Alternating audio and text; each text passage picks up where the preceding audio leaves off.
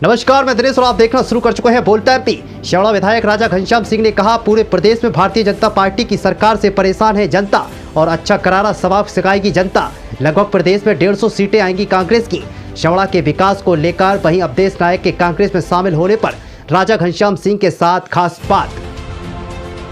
इस बार मध्य प्रदेश में चुनावी दंगल से पहले दतिया की राजनीति ने जहर उगलना शुरू कर दिया तो हमारी बोलता एमपी की टीम ने किले के प्रवेश द्वार पर रखी तोप के छोटे हिस्से को पार करते हुए राजा घनश्याम सिंह के किले में प्रवेश कर दिया और उनके दफ्तर के बाहर शेवड़ा विधानसभा की जनता के कई सवाल सीधे विधायक जी से पूछे। दतिया चुनावी दंगल राजा घनश्याम सिंह का मूड आया, जहाँ किले की 4 दीवारों के अंदर बसे राजा घनश्याम सिंह और सिंध नदी के तट पर बसा वो शेवड़ा विधानसभा क्षेत्र आज दतिया की तरह विकास की मांग कर रहा। क्या राजा घनश्याम सिंह का पुराना फॉर्मूला शेवड़ा विधानसभा पर चल पाएगा या नए फॉर्मूले के साथ वहां की जनता का विकास होगा? राजा घनश्याम सिंह ने कहा, मैं सत्ताधारी पार्टी का विधायक नहीं था, इसीलिए मैं योजना नहीं ला पाया। राजा घनश्याम सिंह को 1993 दतिया सीट से विधायकी की याद दिलाई जब पीवी नरसिम्हा राव इनकी ही पार्टी के कांग्रेस प्रधानमंत्री थे और राज्य में दिग्विजय सिंह मुख्यमंत्री और दतिया में विधायक घनश्याम सिंह बैठे थे। फिर भी दतिया का विकास नहीं हो पाया। गृह मंत्री नरोत्तम के साल 2008 से आते ही दतिया की धीरे धीरे तस्वीरें बदलनी शुरू हो गई और आज दतिया विकास के नए आयामों को छू रहा और शेवड़ा विकास की पटरी से उतर गया। राजा घनश्याम सिंह से अवधेश नायक को लेकर कई सवाल पूछे तो कई सवालों का राजा किनारा कर गए। जरा राजा घनश्याम सिंह के इंटरव्यू में दिए गए बयानों को सुन लीजिए। दिनेश के साथ बोलता एमपी तक। और मैं दिनेश और आप देखना शुरू कर चुके हैं बोलता एमपी की खास मुलाकात में शेवड़ा विधायक राजा घनश्याम सिंह के साथ। सर नमस्कार। नमस्कार। किले में प्रवेश किया तो तोप ने सलाम किया, मुख्य द्वार पर आए तो संतरियों ने सलाम किया और अंत में राजा के पास आए तो जनता का पैगाम लेकर आए। सर इस बार क्या है शेवड़ा क्या? देखिए, केवल शेवड़ा ही नहीं, पूरे मध्य प्रदेश में भारतीय जनता पार्टी की सरकार से आम जनता बहुत नाराज है और अच्छा करारा सबक सिखाने के मूड में है और यही स्थिति शेवड़ा विधानसभा। सर मध्य प्रदेश में कांग्रेस की कितनी सीटें आ सकती हैं? लगभग 150 प्लस। सर अगर कांग्रेस की बात की जाए, किस मूल मंत्र से कांग्रेस प्रदेश में अव्वल आएगी?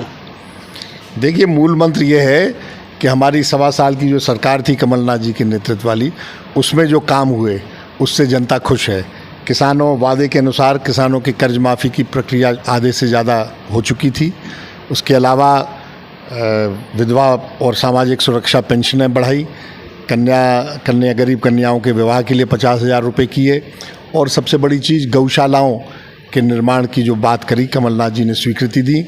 उससे जो गौवंश आवारा घूम रहा है, उससे जो किसान परेशान है, उसमें बहुत बड़ी राहत मिलने वाली थी। अगर जनता ये मानती है कि अगर ये सरकार चलती तो बहुत राहत मिलती, किसानों को मिलती, युवाओं को मिलती और प्रदेश उन्नति के पथ पर आगे बढ़ता। ये मूल मंत्र है। सर जिस हिसाब से दतिया विकास की ओर अग्रिम हो रहा है, शेवड़ा क्यों विकास की पटरी से बार बार उतर रहा है? देखिए, विकास की पटरी से उतर नहीं रहा है शेवड़ा, लेकिन ये बात सही है कि पूरा ग्रामीण क्षेत्र है, इसलिए थोड़ा विकास की दौड़ में पीछे ज़रूर है, लेकिन और पिछड़ रहा है ऐसी बात नहीं है।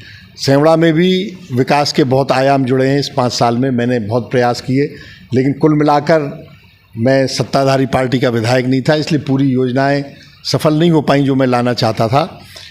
लेकिन भविष्य शेवड़ा का बहुत अच्छा है और शेवड़ा मुख्य रूप से क्योंकि ग्रामीण क्षेत्र है इसलिए कृषि प्रधान क्षेत्र है और कृषि के क्षेत्र में बहुत प्रगति हुई है।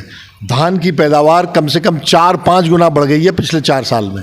ये बहुत बड़ी चीज़ है और उसके लिए फिर बिजली की आवश्यकता थी, वो हम लोगों ने संघर्ष करके किसी तरह आपूर्ति कराई। नहरों को खुलवाया गया, जबकि खरीफ की फसल में नहरों में पानी देने का समझौता नहीं है उत्तर प्रदेश से, फिर भी हम लोगों ने किसी तरह लिया।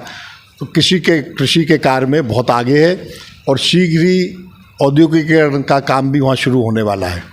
अगर सत्ताधारी पार्टी में होते सर तो विकास का जो शेवड़ा का विकास है वो चरम सीमा को छूता क्या? हाँ बिल्कुल, शेवड़ा का विकास बहुत आगे बढ़ता है, इसमें कोई दो राय नहीं है। सर 1993 की अगर बात की जाए तो दतिया में आप विधायक थे, केंद्र में पीवी नरसिम्हा राव प्रधानमंत्री थे, राज्य में दिग्विजय सिंह थे, तो दतिया का विकास फिर क्यों रुक गया था? नहीं, कौन कहता है रुक गया था? बिल्कुल रुका था सर। कैसे रुका था आप बताइए।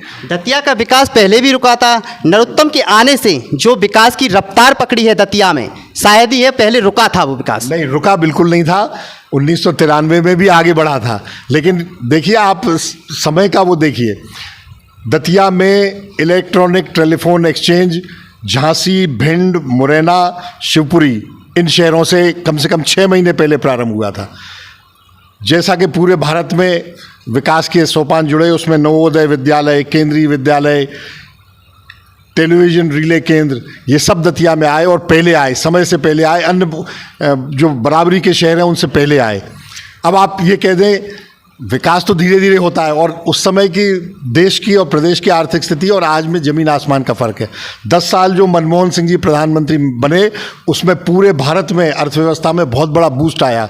आज जो विकास दतिया में हो रहा है, ऐसा और जगह हो रहा है। मेडिकल कॉलेज दतिया में खुला तो और जिलों में नहीं खुला क्या? मध्य प्रदेश में बहुत जगह खुला। डिवाइडर वाली लाइनें, रोडें डली, स्ट्रीट लाइट डली, दतिया में डली तो क्या और शहरों में नहीं डली? छोटे छोटे कस्बों में तक में डली, गोहद जैसे कस्बे में डली जो जिला मुख्यालय नहीं है। डिवाइडर वाली रोड है, स्ट्रीट लाइट है। मैंने तो एक उदाहरण दिया, आप नज़र फैला के देखें आसपास, तो ये तो समय के अनुसार है। जब पूरे देश प्रगति कर रहा है, जब पैसा है देश के पास, सरकारों के पास, तो सब जगह विकास हो रहा है। उस समय जितनी आर्थिक स्थिति थी उसके हिसाब से विकास हो रहा है। आप 1950 के दशक में चले जाइए तो और कम विकास था। दतिया में फिल्टर प्लांट और टोंटी से पानी सप्लाई 1950 के दशक में हुआ, शायद 58 में या 57 में शुरू हुआ। तो आप ये कह दो कि 1950 में जो एमएलए थे उनने कुछ नहीं किया। उस समय पूरे देश में ही पैसा नहीं था। सर, बीजेपी के कद्दावर नेता अवधेश नायक कांग्रेस में शामिल हुए। कांग्रेस पार्टी को दतिया में कितनी मजबूती मिली?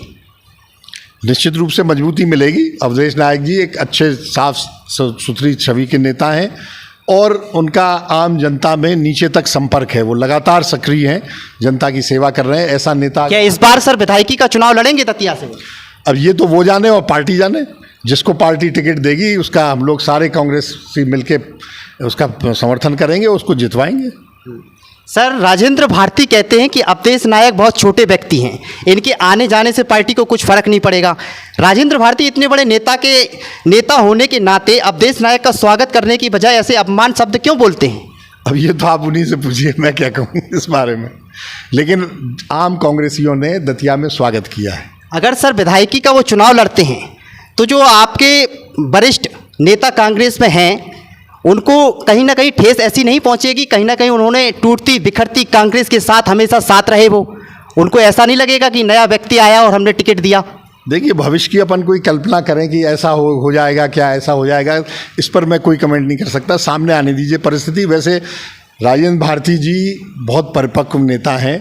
वो 7 बार चुनाव लड़ चुके हैं। उनके पिताजी 7 बार चुनाव लड़े और वो जैसा आप सोच रहे हैं मुझे पूरा विश्वास है ऐसा करेंगे नहीं। वो पार्टी के सिपाही रहेंगे, पार्टी का समर्थन करेंगे। धन्यवाद।